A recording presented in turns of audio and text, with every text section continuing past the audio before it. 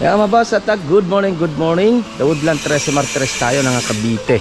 Update naman natin itong Block 39 natin ng Linnea. Yung steel matting nakabit na, pinipinturahan na lang. Then yung grills ginagawa na rin. Check na rin natin yung Block 51 ng Jasmine project natin dito rin sa Woodland 13 Martires. Check natin mga boss.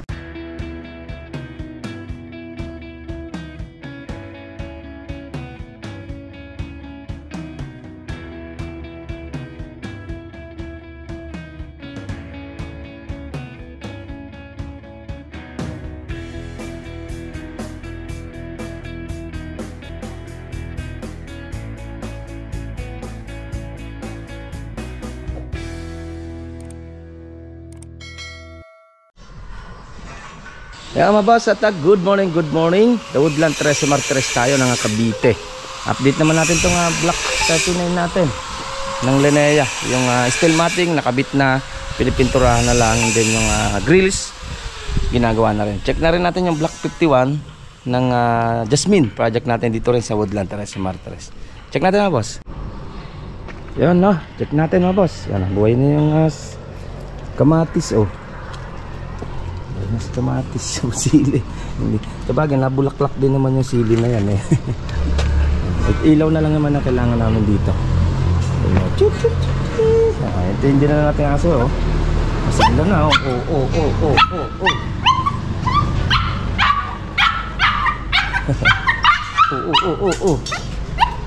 Namiss tayo ng aso. Ginagawa na natin grills natin para dito sa mga bintana. Saan itong bintana? Ayun, isang yan. Actual mo na lang doon, sakto lang doon. Sakto lang? Oo, para hindi na masyadong grills para sa bintana. And then ito naman, pintura na rin naman yung ating steel matting. Naka-primer na. And then automotive lacquer block. Same lang din naman sa gate yung pinalagay natin. Then yung tubular na yan, bago binuhusan yan, pinasok muna natin sa loob yan. Pinakain natin sa halo. Okay, at least magbubong si client, halos sakto lang. Magkaroon siya ng, sabihin natin magkaroon siya ng inside gutter, halos tatama na rin naman siya. Sakto lang sa height. Okay, nakaprepare, wala nang babawasan. Kaya nagbubong si client.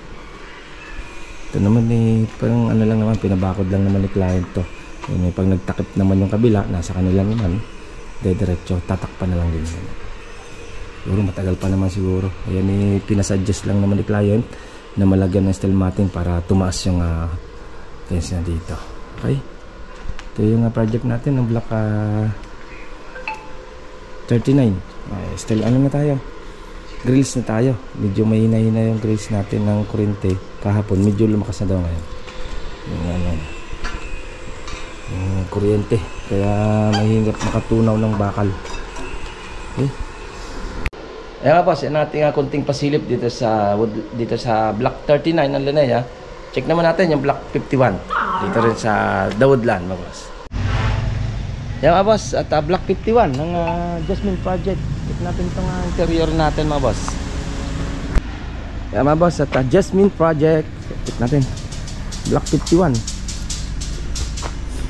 At may floor muna tayo, kaya pakukusan natin para dire-diretso yung pintura nito.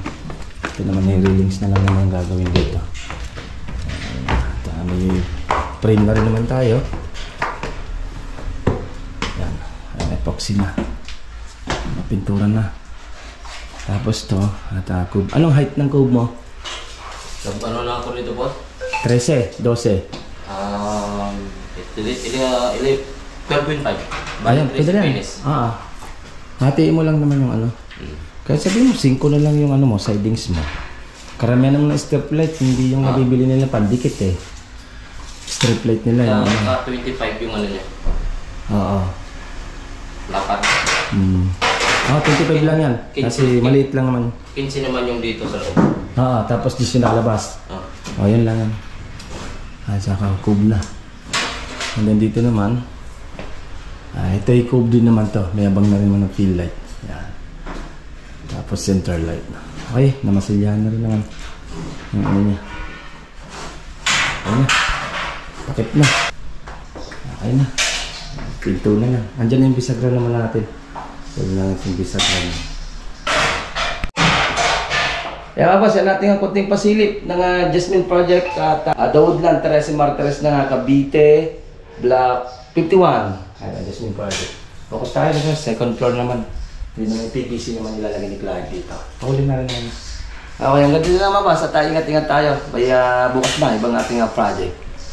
Ito pong J. Uragon Vlog, napakaganda po ng channel na ito, no? Tungkol po ito sa construction. Actual construction po ang channel na ito, no?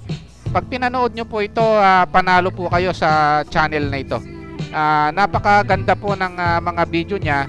Lalo na pong magaganda, no, yung mga iba't ibang design niya. Kakaiba po yung mga iba't ibang design niya sa mga kisame. Subukan nyo pong panoorin J. Uragon Vlog na ito. Matutuwa po kayo pag pinanood nyo po yung mga video niya.